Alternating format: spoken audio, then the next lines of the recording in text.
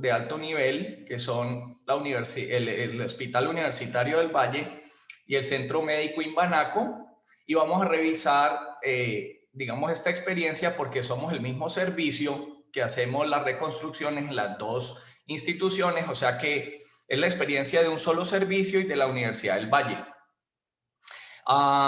Esto es muy importante que tengan en cuenta que son los últimos 2 años. Nosotros empezamos a hacer reconstrucciones de la vía biliar desde hace 8 años. Hemos operado más de 170 pacientes reconstruidos de la vía biliar, pero esta vez vamos a mirar solamente los últimos 2 años. Este trabajo se logró gracias al doctor Carlos Muñoz, cirujano general de la Universidad del Valle, quien está muy interesado, recopiló los datos y con él se está escribiendo un artículo sobre estos pacientes. Entonces, básicamente es la experiencia y la estadística descriptiva de las variables recopiladas, Centro Médico Imbanaco Hospital, periodo de 2 años, 2018 a lo que va del 2020, tenemos un N de 35 pacientes. Solo se recopilaron los datos de los pacientes operados por el equipo. Y esto es supremamente importante porque más de la mitad no se operan. Es decir, que nosotros tratamos aproximadamente 60, 70 pacientes en los 2 años y reconstruimos la mitad. El resto está diferido por la gravedad de su problema o porque no hubo que hacerle nada. Siempre me gusta mucho esta diapositiva de Ayrton Senna, que es como mi héroe deportivo, que dice: con el poder de tu mente, tu determinación, tu instinto y la experiencia puedes volar muy alto. Y esto se lo dejo a todos los residentes y a todos los cirujanos que están comenzando, porque sí puedes llegar a donde quieras. Para eso debes usar la mente y la experiencia. Vamos a hablar un poquito muy rápido la clasificación de Bismuth sobre las estenosis o el sitio donde está la lesión de la vía biliar. Ustedes pueden ver este cuadro a la izquierda con la altura de la lesión de la vía biliar, pero vamos a concentrarnos en el Bismuth 3 y Bismuth 4 que está señalado en el recuadro adentro del cuadro arriba.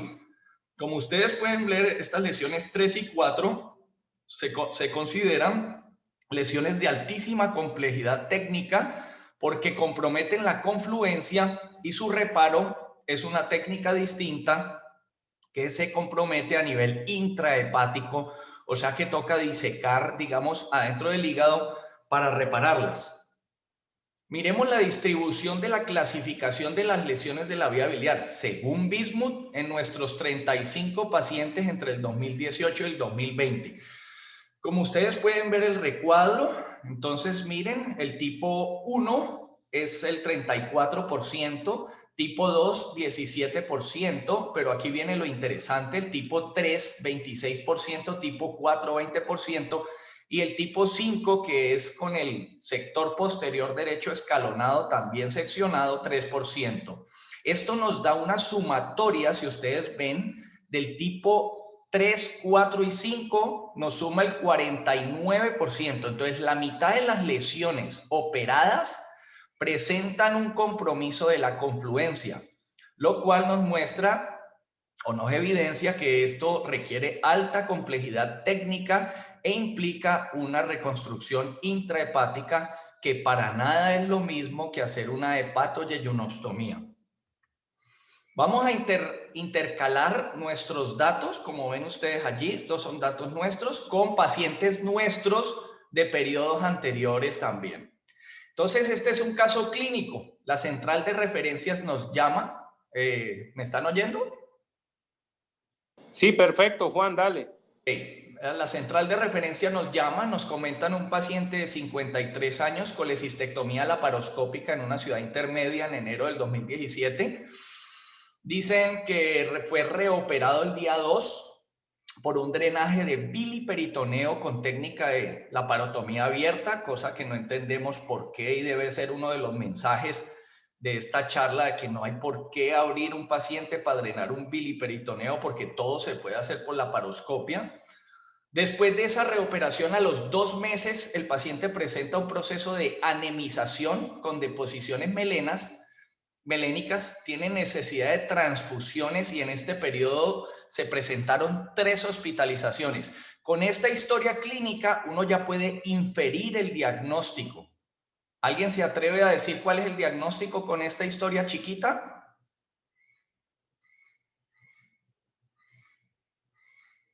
Bueno, muchos voluntarios.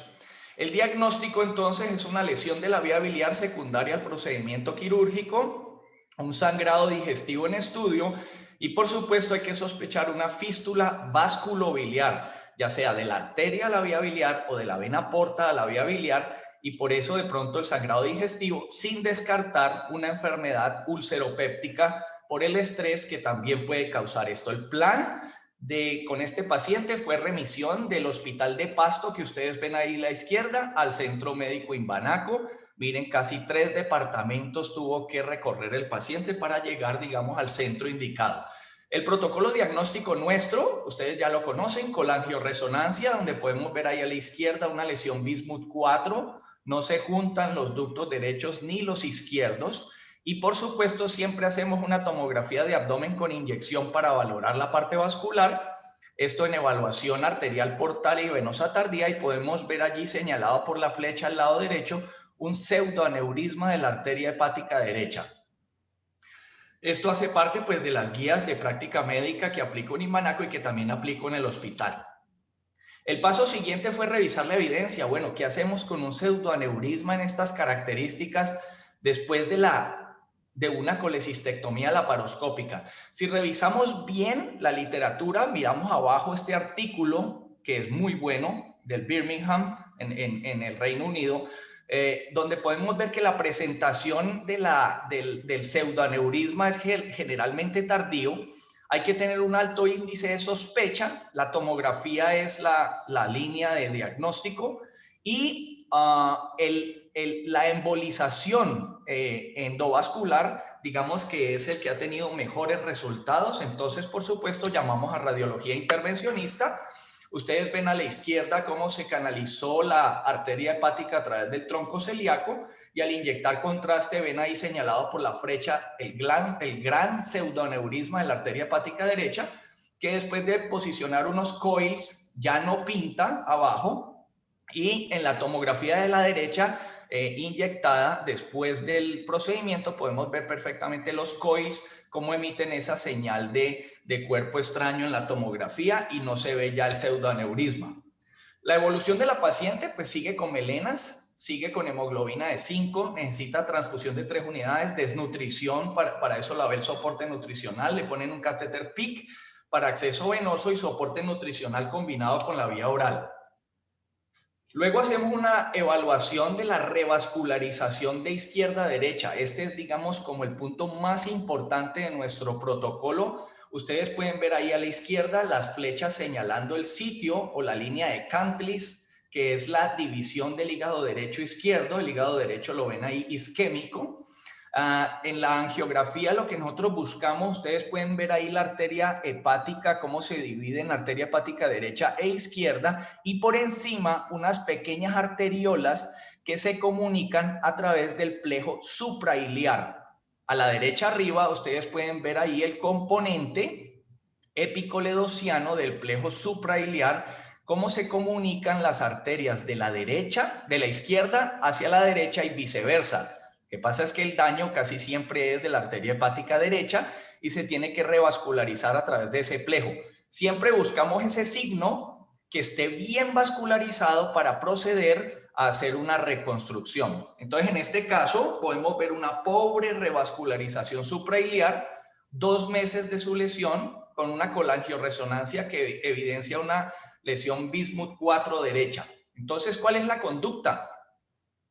Preparar al paciente para una hepatectomía derecha, pegarse sobre una vía biliar que no tiene buena revascularización después de una lesión vascular es pronosticar el fracaso hacia el futuro. Entonces lo mejor es una hepatectomía derecha y reconstrucción de la vía biliar sobre un ducto izquierdo, lo cual es una cirugía muy compleja.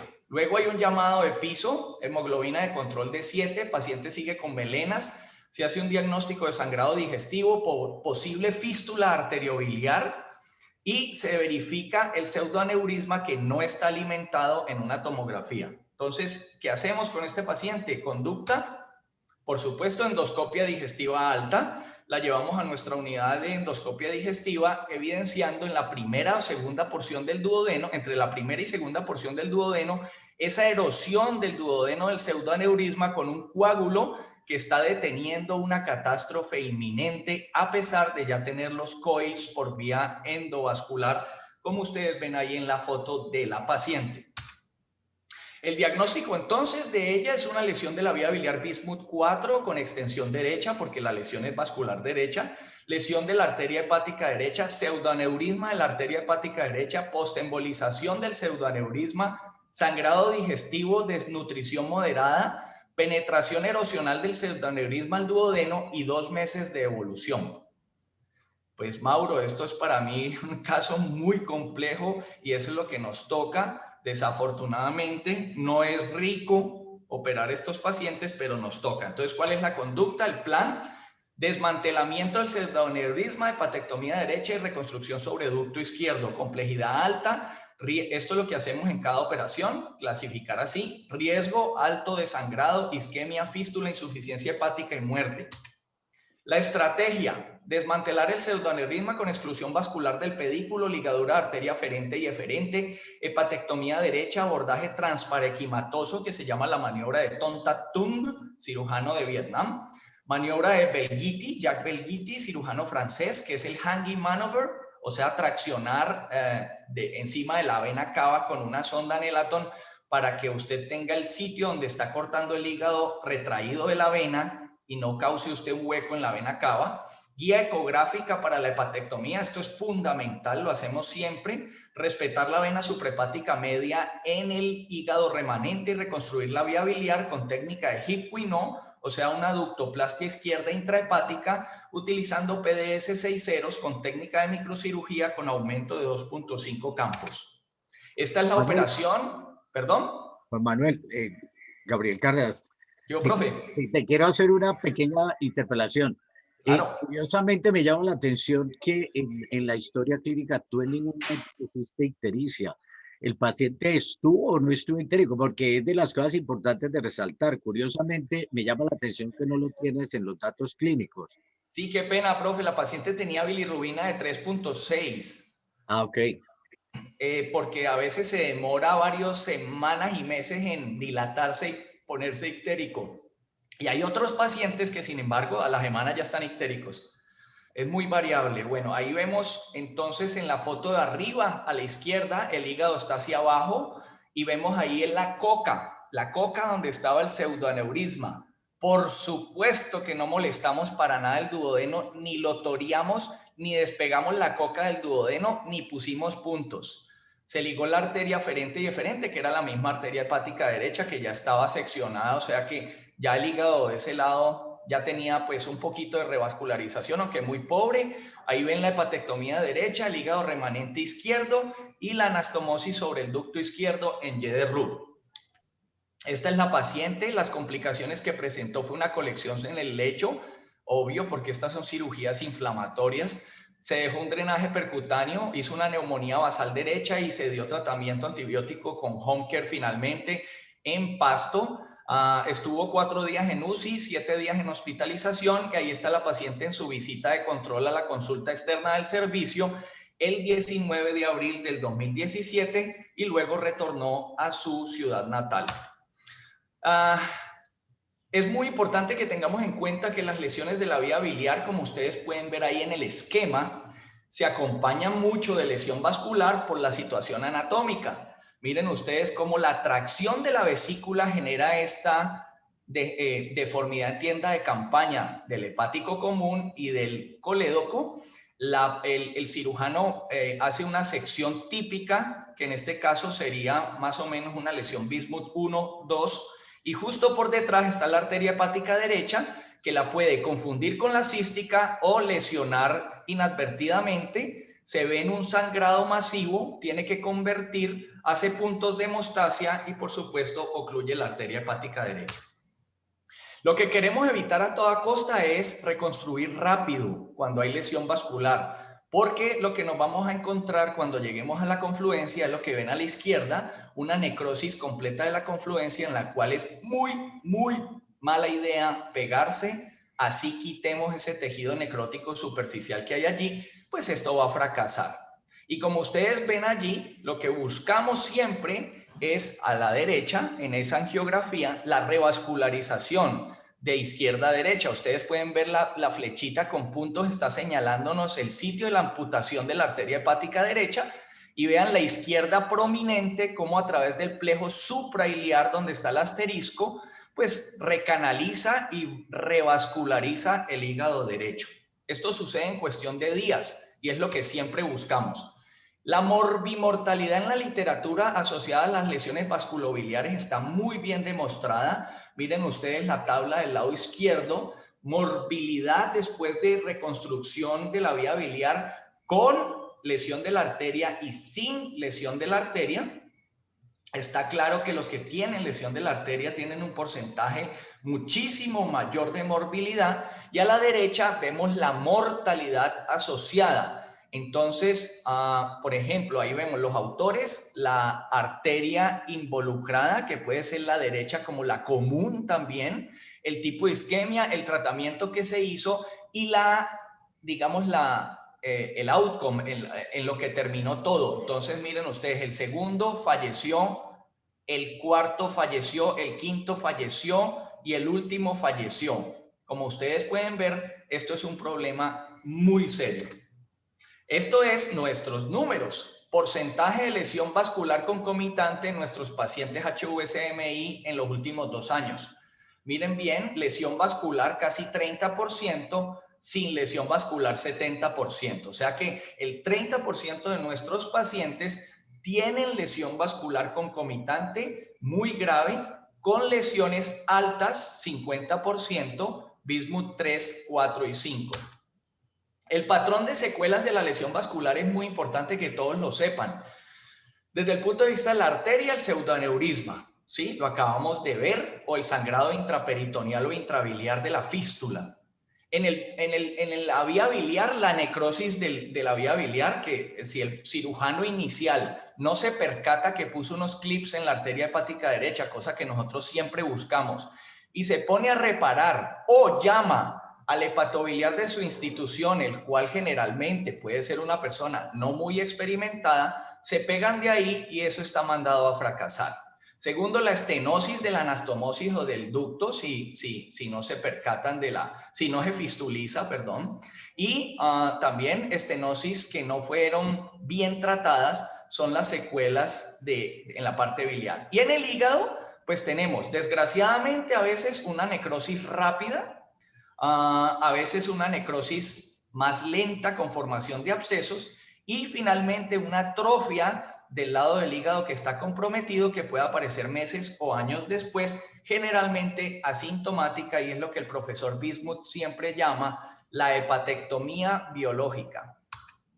Esta es la distribución por género de los pacientes nuestros. Entonces miren ustedes cómo el 74% de los pacientes de nuestra cohorte son mujeres y el 26% hombres, cosa que es muy curiosa y muy importante. El predominio femenino, el promedio de edad de todas las edades, el promedio pues de nuestros pacientes fue 39 años, con un rango entre 18 y 78 años. La conclusión allí es que en nuestro medio la mayoría de los pacientes lesionados son mujeres en edad laboral y sobre todo en edad reproductiva. El 46% tiene lesiones complejas y pronóstico reservado, y el 30% tiene una lesión vascular. Entonces se va dibujando epidemiológicamente quiénes son las víctimas de todo esto que está pasando. Este es el porcentaje de distribución según el tipo de cirugía inicial que produjo la lesión. Entonces, el 60% fue una colelab común y corriente, no se dio cuenta y se dan cuenta días después. El 23% hizo colecistectomía y luego una conversión, ¿sí? Entonces, allí cuando las personas se dan cuenta, quiero enviar un mensaje muy importante, es no convertir a menos que usted esté en una hemorragia masiva. Pues por supuesto, si le tocó controlar para salvarle la vida por un hueco en la porta o en la arteria que no se puede controlar, pues hay que abrir de inmediato antes de que el paciente se exsanguine. Pero digamos por bilis, no hay que convertir nunca. Usted no va a ver mejor abriendo, ni va a saber qué va a hacer, ni va a tratar de reconstruir, que es lo que no debe hacer. O sea que el mensaje, haga todo por la paroscopia, lave la bilis, ponga el DREN, tómele fotos si quiere, pero no lo convierta. Miren, el 23% la convirtió y el 14% intentó un reparo, ¿sí? Que es supremamente importante, dado que todos sabemos que ese reparo inicial tiene un 70% de probabilidades de fallar hacia el futuro. Este es el porcentaje de distribución. ¿Alguien tiene el micrófono abierto? Si lo puede apagar, por favor. Este es el porcentaje de distribución según el reconocimiento de la lesión por el cirujano de que estaba haciendo la ColeLab. Entonces, la mitad sí reconoce la lesión y el 43% no, y un 6% no hay dato. Entonces, supremamente importante que la mitad reconoce la lesión en el momento de la cirugía. Y de esos el 23% convierte y el 14% intenta un reparo, lo cual las dos cosas es un error desde mi punto de vista, excepto si hay un sangrado masivo. Esta es la distribución según el reconocimiento de lesión e intento de reconstrucción primaria. Entonces, mire, la mitad de los pacientes, como ven en la galleta, intentó reconstrucción de los que se dieron cuenta que tenía la lesión. Entonces, de los 20 que se dieron cuenta que tenían lesión, el 10, o sea, 50%, intentó una reconstrucción. Si vemos a la derecha, el cirujano, ¿qué tipo de cirugía realizó para reconstruir? Entonces, la mitad realizó una sutura primaria, entonces no era una lesión tan grave, lo cual es juzgarlo por el cirujano que lo hizo en la primera operación puede ser un grave error. Los puntos también pueden ser un grave error. Sin embargo, a veces hay laceraciones nítidas, cortantes, que sí se pueden suturar, digamos, primariamente, sobre todo si la vía biliar está dilatada y si cuenta usted con suturas pequeñas como PDS 6 ceros, por ejemplo. El 40% realizó una hepatoyeyunostomía, ¿sí? Que tiene una tendencia de casi el 80% a fallar en el tiempo y el 10% no pudo. Entonces ustedes ven allí como diría yo que el 40% más el 10%, el 50% está con la tendencia, digamos, al fracaso, y de las suturas, pues ya van a ver ustedes lo que pasó con estos pacientes. Para nadie es un secreto que la remisión al centro experto está demostrada ya en la literatura. La falla del reparo hecho por el cirujano no especialista es del orden del 75% a 5 años. Estenosis, fístula, cirrosis biliar secundaria, etc. Y la falla del reparo por el cirujano hepático alcanza el 15 al 20% si utiliza una técnica de hepatoyeyunostomía convencional. Pero si hace la técnica de reconstrucción intrahepática con ductoplastia izquierda, la falla del reparo es menor del 5%, de tal manera que esta es la técnica a escoger. Vamos a mirar la distribución según la colocación de tubo en T por el cirujano primario, nuestro famoso tubo en T, que nos puede sacar de muchos problemas. Entonces, miren, colocación de tubo en T, sí, 11%, no, 89%. Es decir, 31 pacientes con lesión de la vía biliar de los 35 no se les puso tubo en T. Y ustedes ya vieron que la mitad de los que se dieron cuenta hicieron un reparo primario de la vía biliar. Ustedes pueden ver ahí entonces cómo se hace la técnica con tubo en T, como está en la foto, y un reparo primario pues sería sin poner el tubo en T, pero miren la manera como suturan el huequito de manera transversal y no longitudinal. Distribución de estos procedimientos realizados diferentes al intento de reconstrucción, es decir, el cirujano primario en el hospital donde sucede la lesión tiene estos siguientes procedimientos que él hace. El 50% hace laparotomía, lavado y drenaje, adicional a la Colelab. O sea que el 50% va abriendo para lavar. El 13% se le suma con laparotomía y exploración de la vía biliar. No entiendo bien para qué la exploración de la vía biliar, sino para causar más daño. Entonces ya el 63% fueron laparotomizados para lavar. Lavado y drenaje de hemoperitoneo el 6% laparotomía, lavado, rafia y dren, 13% laparotomía para drenar biloma y colocar dren, y otro 13% que no se supo qué tipo de cirugía fue la que se hizo. En conclusión, de los pacientes reoperados por complicaciones, el 100% de estos 16 se le realizó laparotomía en la reoperación. Ningún paciente fue reintervenido por laparoscopia. Y este es el mensaje principal. Solamente si vas a drenar un hemoperitoneo masivo, ¿está justificado abrir? Pues totalmente. Pero para uno drenar un biloma, lavar y dejar un dren, todo esto lo debería hacer por laparoscopia. Si no, cuando están con nosotros rotando los residentes, se dan cuenta de la catástrofe que es nosotros reintervenir un paciente reoperado por vía abierta 2 veces. Distribución según el procedimiento no quirúrgico realizado a los pacientes con lesión de vía biliar en su sitio primario. Y esto es muy interesante, miren. El 74% de los pacientes fue llevado a una CEPER con la angiografía endoscópica retrógrada por vía endoscópica, bueno, por el endoscopista. El 6% se le drenó un absceso. Pero miren ustedes, el 13% solamente se le hizo CEPER y se le pudo colocar un stent solo al 13%, o sea, a 4 pacientes. De resto, los que se les hizo CEPER, que fueron 23, a la mayoría no se le pudo poner ningún stent. ¿Y por qué? ¿Por qué será? Pues porque la lesión es alta. Las lesiones Bismuth 4 no les sirve para nada un stent endoscópico. Biopsia, no sé por qué, debe ser que vieron el hígado cirrótico en el 3% y 3% no tienen dato. En conclusión de estas gráficas, el 88% de los pacientes fueron llevados a procedimiento no quirúrgico. Se les realizó CEPER y de estos solo el 13% se le puso un stent, y de estos todos tuvieron que ser operados y reconstruidos en HV o CMI entre el 2018 y el 2020. Es decir, que la efectividad de la terapéutica con CEPER fue nula, porque todos estos casos terminaron reconstruidos, ya sea con hepatectomía o con reconstrucción muy compleja y alta de la vía biliar, en la cual en esos 4 casos lo que hicimos fue sacar un stent tapado disfuncional que hacía efecto de cuerpo extraño en el hepático, en el colédoco, sin solucionar absolutamente nada. Caso clínico, nos llaman paciente de 38 años, Colelab en una ciudad intermedia hace 7 días.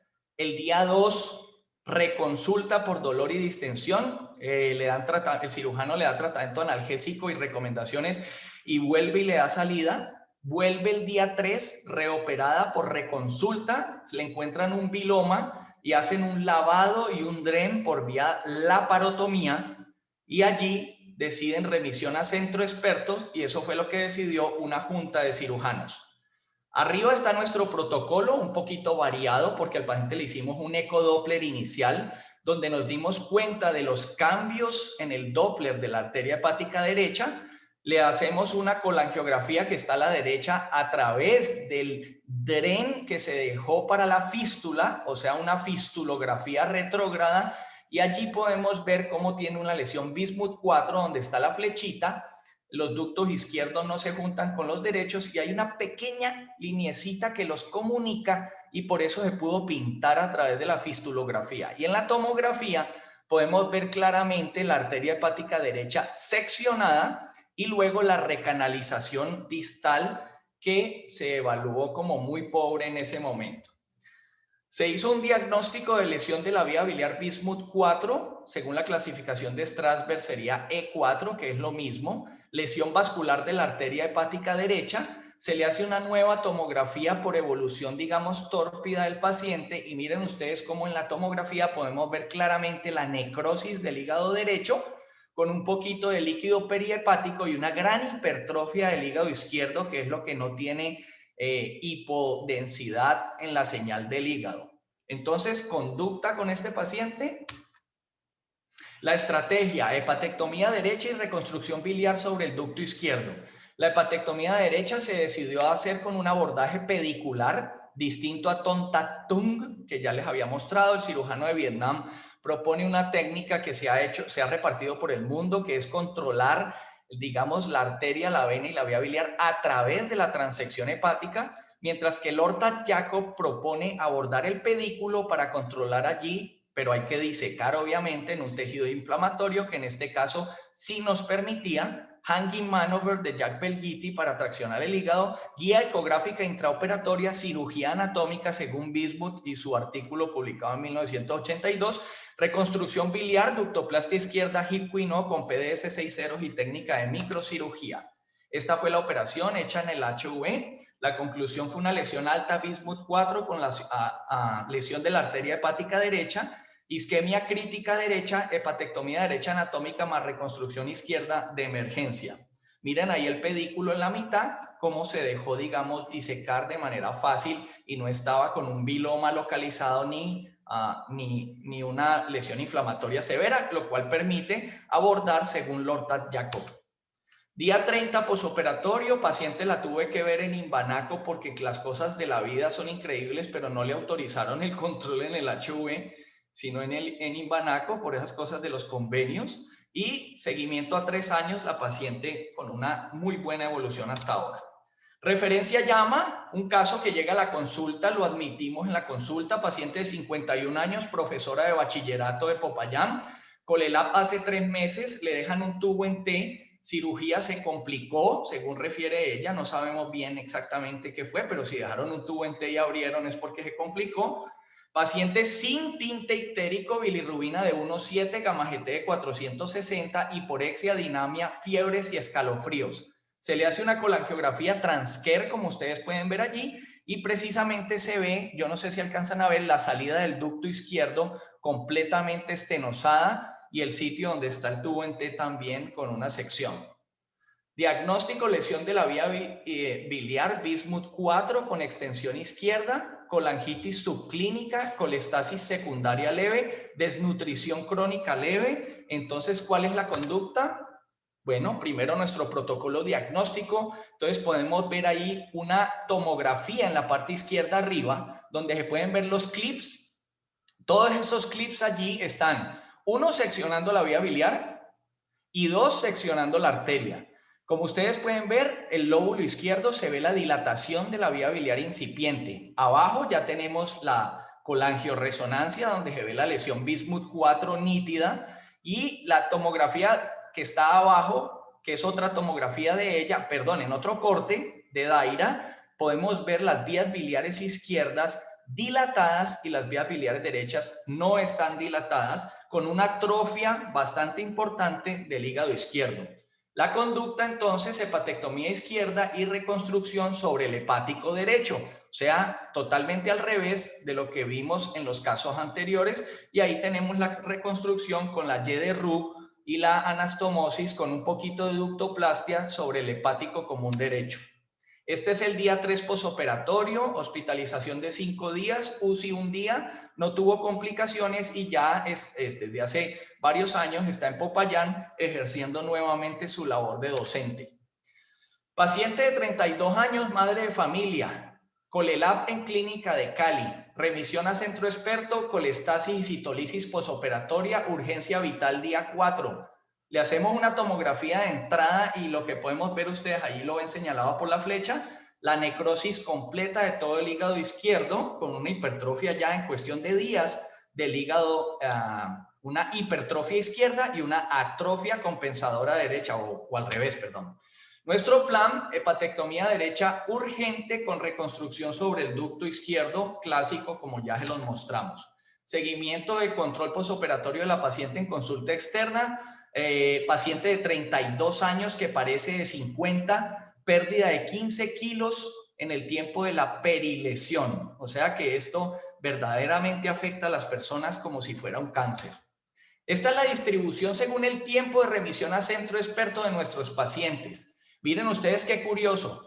77% fue remitido después de 72 horas y solo 20% en menos de 3 días.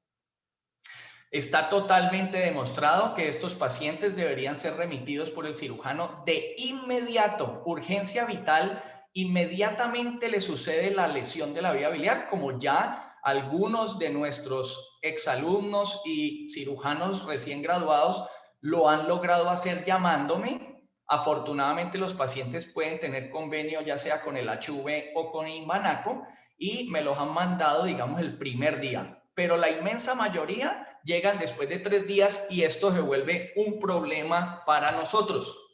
Esta es la distribución de la presentación clínica de la lesión de la vía biliar. Miren ustedes allí. Entonces, 39% tenían dolor, 24% tenían ictericia, 10% colangitis, 3% y 6% viloma, o sea, 9% de viloma. Respuesta inflamatoria 7%, prurito 3% y biliperitoneo 7%.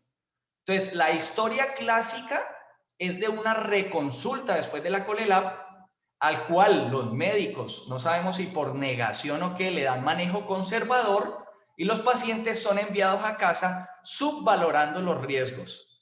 Si un paciente presenta dolor, ¿sí? Respuesta inflamatoria, ictericia o colangitis después de una Colelab, obligatoriamente el paciente debe ir a un método de imagen. Esta es la clínica con la cual se presentaron estos pacientes después de la Colelab. Esta es la distribución de frecuencia según el tipo de reconstrucción hepatobiliar realizada por nosotros. Entonces pueden ver allí, el 6% no le hicimos cirugía, digamos reconstrucción, porque fue imposible. Es decir, hicimos una laparotomía, línea media supraumbilical, llegamos y no encontramos nunca los dos ductos. Según recuerdo, estos fueron 2 pacientes, una de las cuales, no sé por qué, termina en la clínica Rey David, donde hay un cirujano que se dice ser cirujano biliar, que viene de Corea y yo no sé qué, y vuelve y la abre, teniendo en cuenta que ya en centro experto la habíamos abierto, no habíamos encontrado los ductos y la propusimos para un trasplante hepático, pues el doctor vuelve y la abre, vuelve y encuentra lo mismo, vuelve y la cierra y la manda para trasplante hepático.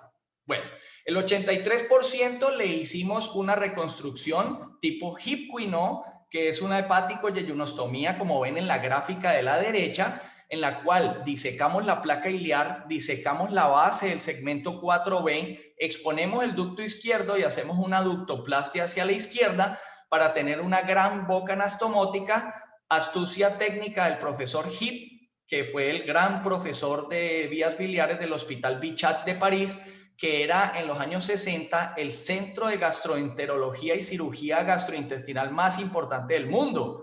Ya digamos que no, pero en esa época sí lo fue. El 10% de los pacientes, 9%, se les realizó, además de la reconstrucción, una hepatectomía y al 3%, o sea, a un paciente le tuvimos que hacer coledocoscopia para extracción de cálculos intrahepáticos con el coledocoscopio del profe Luis Fernando.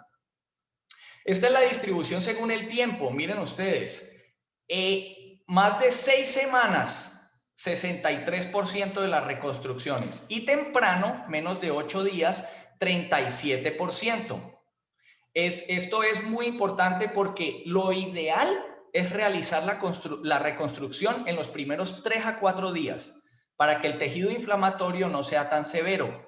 Esto siempre y cuando la lesión vascular ya haya revascularizado de derecha a izquierda, que es lo que siempre buscamos en una tomografía inyectada dinámica. Entonces, como ustedes pueden ver, la mayoría de los pacientes son reconstrucciones tardías. Aquí podemos ver este metaanálisis que salió, digamos, creo que fue el año pasado o este año, donde podemos ver el tiempo óptimo para la reconstrucción de la vía biliar, que es generalmente en los primeros días o después de las 6 semanas.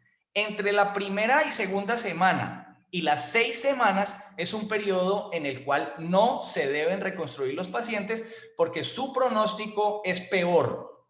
Nuestros pacientes son operados o tempranamente, es decir, en los primeros 8 días, 37%, o esperamos 2 meses y medio, en el cual cabe el 63%, que los reintervenimos y los reconstruimos según la técnica del profesor Hip. Esta es la distribución de las complicaciones de nosotros, secundaria a la reconstrucción alta de la vía biliar. Entonces, importante es que 26 de los 35 pacientes no tuvieron complicaciones. 74% de nuestros pacientes no tienen complicaciones. Por el lado contrario, tuvimos casi 10% de fístula, que son 2 a 3 pacientes. Sangrado también en 2 a 3 pacientes que tuvimos que controlar, uno por vía endoscópica y otro reabriendo. Y la reoperación fue del 17%.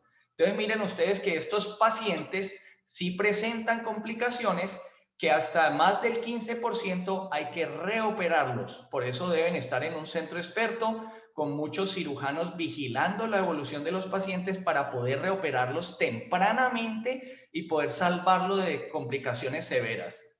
Entonces el 74% de los pacientes, no tuvo complicaciones. 26% tuvo complicaciones, de los cuales fueron dindoclavien 4 o más, el 28% de estas. Nuestra mortalidad es del 2.8%, o sea, un paciente, y es la mortalidad la medimos a 30 días. Este paciente fue un paciente reconstruido de la vía biliar que reingresó 7 días después en choque séptico, abdomen agudo, lo recibió Adolfo González en filtro en urgencias, tuvimos que reoperarlo de emergencia, el paciente hizo falla renal y falleció en el posoperatorio de la reintervención. Otro caso clínico, paciente de 35 años, Colelab en febrero del 2018, lesión de la vía biliar con diagnóstico intraoperatorio, sangrado profuso, por lo cual tienen que convertir y hace una reconstrucción el cirujano tratante, el cirujano primario. Hace una hepatoyeyunostomía en Y de Rux. El paciente empieza a presentar colangitis a repetición desde el primer mes posoperatorio, lo cual nos dice que técnicamente la reconstrucción está mal hecha. Remiten a centro experto por decisión de junta. Entonces, yo no sé, pero ¿y qué pasó? ¿Por qué no lo remitieron a centro experto desde el principio? ¿Por qué la junta no dijo nada? Sino que efectivamente, cuando ya viene la catástrofe, es que es remisión a centro experto, entonces nos lo remiten al HV y allí tenemos la evaluación de la estenosis anastomótica en la figura de la colangiografía que está a la derecha, donde podemos ver lo que se ve blanco es la tripa y luego arriba los ductos biliares completamente separados, totalmente estenosados, probablemente porque tenía una lesión vascular que pasó inadvertida. Aquí tenemos a los 6 meses una neorevascularización de izquierda a derecha y tenemos el diagnóstico de lesión de la vía biliar Bismuth 1-2 inicialmente. Ojo, el cirujano inicial vio una lesión 1-2, o sea que vio la oportunidad de reconstruir. Hace una reconstrucción en hepatoyeyunostomía en centro no experto, inmediatamente colangitis recidivante, estenosis anastomótica, ahora Bismuth 4, por esclerosis isquémica ascendente, que hay que tener en cuenta siempre que haya lesión vascular, y esto se debe a una lesión vascular no diagnosticada, dado que el cirujano tratante probablemente no tenga las habilidades para disecar el pedículo y darse cuenta, sin dañar más cosas, que la arteria hepática derecha estaba seccionada. Nos encontramos un tejido fibrosado, no muy bien oxigenado, pero se logró hacer anastomosis sobre los 2 ductos con una técnica que hay que retirar, disecando la base del segmento 4B, y se hizo una reconfección del pie del asa a 70 centímetros según RU. Lo que quiere decir es que la anastomosis del pie del asa de la Y de RU debe estar a 70 centímetros y no a 45 como se hacía antes, porque este reflujo de comida hacia la vía biliar fue lo que causó rápidamente la estenosis de la reconstrucción del doctor. Finalmente, algunos desastres derivados de la Colelab, como para que ustedes vean los casos que no reconstruimos. Paciente de 68 años, mujer, Colelab el 24 de febrero del 2017 en una clínica de Cali de nivel 3. Pero el nivel 3 se acaba cuando vienen las lesiones. Reconsulta en el posoperatorio, le mandan AINES y metoclopramida. La familia la ve muy mal en la casa, decide no ir más a esa clínica y la trae a urgencias de Imbanaco de manera particular y me buscan, movieron cielo y tierra, me encontraron. Yo fui a ver la paciente, ingresó séptica con abdomen agudo en falla renal, le hacemos una diálisis inmediata y la llevamos a cirugía. Se encontró una peritonitis fecal severa con un orificio en el colon transverso causado probablemente por el trócar epigástrico. Se hace un control de daños, pero la paciente fallece 3 días después. Paciente de 74 años, diabética, hipertensa con enfermedad coronaria, posoperatorio de Colelab en clínica de nivel 3 el 1 de abril del 2017, reconsulta por dolor y distensión más taquicardia, es reoperada el día 2, drenaje de biloma, se le deja un DREN y va a la UCI. Ahí tiene una evolución tórpida, el DREN no produce, la paciente desarrolla una sepsis y allí es donde remiten. Ojo, mensaje para todos. El servicio de hepatobiliar no es un servicio de cuidados intensivos y de manejo de complicaciones como estas. Sin embargo, se remitió como urgencia vital, incluso sin comentar. Llegó a Imbanaco, donde se le hizo un drenaje de bili y peritoneo, se encontró una lesión Bismuth 4 acompañado de una lesión vascular, paciente con un Karnowski menor del 70%, frágil, tocadita, muy viejita, con una insuficiencia renal perioperatoria y fallece 5 días después de la intervención. Conclusiones sobre la cohorte de pacientes operados en el HVCMI por lesión de la vía biliar entre el 2018 y 2020. Nuestro N, 35 pacientes. Hemos estado operando desde hace 8 años, ya son 170 pacientes, pero solo hemos recolectado los datos de estos 35. 49%, o sea, la mitad fueron lesiones altas con compromiso de la confluencia Bismuth 3, 4 y 5. Casi 30% tuvieron lesión vascular. 74% fueron mujeres. 0% de efectividad de los manejos primarios, al menos en este grupo de pacientes que fueron remitidos. Y por supuesto que fueron remitidos porque falló el manejo primario, que fue CEPER, 74%, 13% solamente con colocación de stent que no terminó sirviendo para nada. Solo el 20% de los pacientes fueron remitidos a tiempo, 80% no, por cuestiones absurdas y digamos ya ridículas de las aseguradoras. 77% fue reconstruido después de 2 meses, 10% casi requirieron hepatectomía y 84% de estos se les hizo técnica de HIPQUINO. La mortalidad 30 días de nuestro equipo es de un paciente de los 35, morbilidad del 53%, 24% hubo necesidad de reintervención, de los cuales 17% fue reoperación abierta. Se presentó un paciente con estenosis tardía que corresponde al 3%. Estos pacientes de alta complejidad deben ser manejados en centros expertos con programas de trasplante y cirugía hepatobiliar activos para así garantizar los mejores resultados. Los datos deben ser analizados y publicados para así, a través de la investigación clínica y el análisis estadístico, conocer su propia realidad. Finalmente, les traigo este esquema para todos, muy importante. Cuando usted quiere tener un servicio de cirugía de alta calidad, tiene que tener estas variables y sobre todo, por ejemplo, es un servicio de hepatobiliar donde usted reconstruya pacientes lesionados por colegas en cirugías de manera inadvertida, obviamente, o dándose cuenta, pero sin intencionalidad.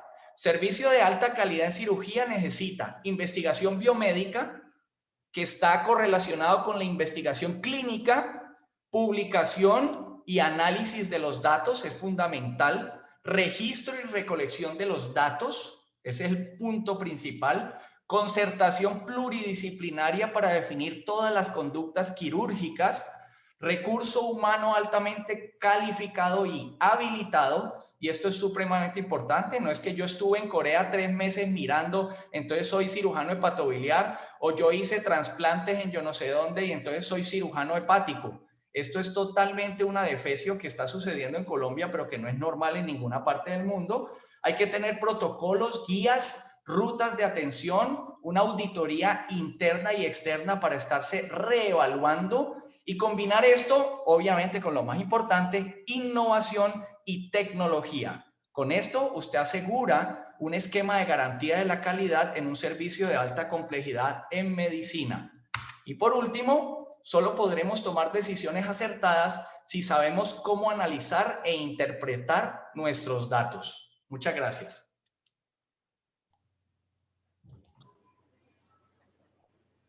Juan, muy buena